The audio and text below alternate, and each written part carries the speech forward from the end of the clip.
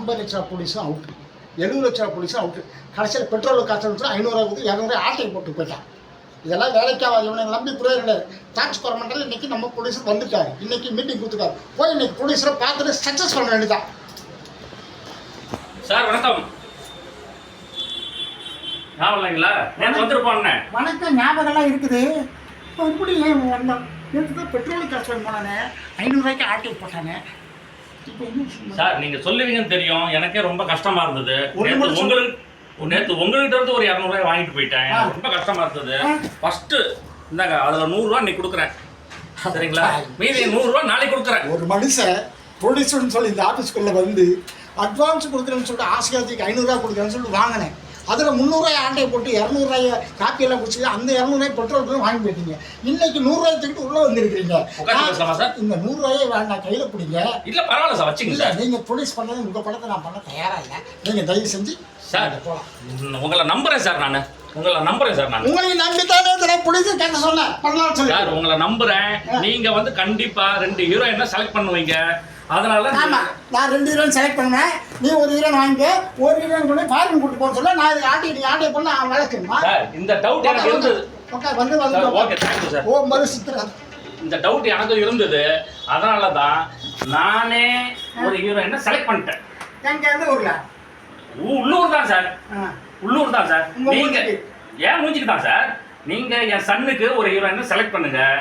ஏன் மூஞ்சிக்கு நான் ஒரு ஹீரோயினை செலக்ட் பண்ணிட்டேன். சன்னுக்கு செலக்ட் பண்ணி பண்ணுக்கு செலக்ட் பண்ணி ரெண்டா கதைங்க. உங்களுக்கு வந்து பணமே இல்லை, 200 ரூபாய் 300 ரூபாய் எப்படி பணம் பண்ணுங்க சார்? அதுக்கு நான் பாத்துக்கிறேன் சார். சார் பெரிய அமௌண்ட் எனக்கு இருக்கு சார், சின்ன அமௌண்ட் தான் சார் கஷ்டம். பெரிய அமௌண்ட் இருக்குது. இப்பயே சொல்றீங்களா? 10 லட்சம் அனுப்புறேன் சார் உங்களுக்கு அட்வான்ஸ்.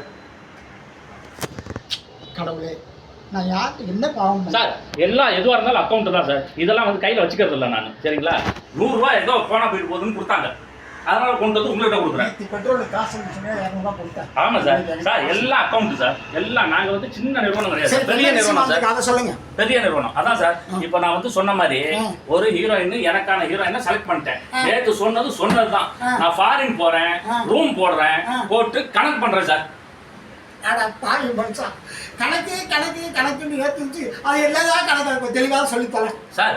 நேற்று சொன்னதுல எந்த மாற்றமும் இல்லை சார், ஓகேங்களா? அங்கே போனால் தான் சார் எனக்கு வேலை செய்யும், சரிங்களா?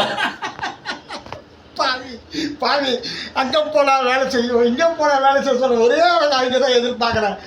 நீங்க சிரிக்கிறத பார்த்தா எனக்கு டவுட்டா இருக்குது. இல்லைங்க, கிண்டல் பண்றீங்க என்ன? இல்லைங்க, சிரிச்சு போச்சு, அதனால சிரிச்சு. கிண்டல் பண்ணாதீங்க. நான் வந்து இருக்க வரேன். நான் வந்து எனக்கான ஆளை கூட்டிகிட்டே வந்துட்டேன் சார். ஆமா சார், ஹீரோயின் சொன்னேன் இப்போ. ஆமா பாத்தீங்களா? ராதா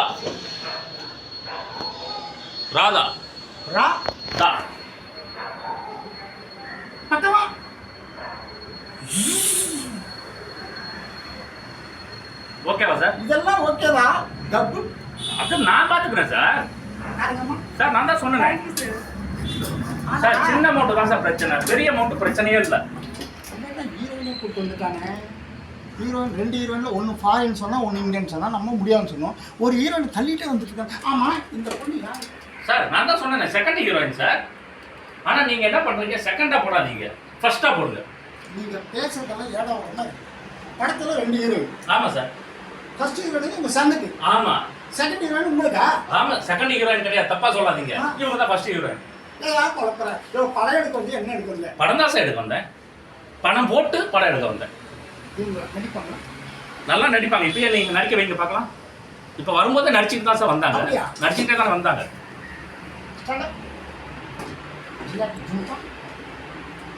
அப்படி சொல்லுங்க. ஜும்பா ஜம்பா ஜம்பா ஜக்கலக்கோ சக்கலக்கோ ஜம்பலக்க பம்பா. நாங்கள் சாரி சார் சொல்லுங்க சார். அப்படி நான் திடீர் ரஜினி சார் கூட நடிக்கலாம். ஒரு நிமிஷம் பேசலாமா? ரைட்டாக பேசுங்க சார், ஏன்னா நான் கூட்டிகிட்டு ஃபாரின் போவோம். இது வந்து உங்கள் பர்சனாலிட்டிக்கு இவங்க வாய்ப்பில்லாத ஹீரோ. நான் உங்களுக்கு சரியான ஹீரோ போகிறேன். இவனை கழட்டி விட்டு நெக்ஸ்ட் வந்து நீங்கள் தனியாக பாருங்க. Okay sir?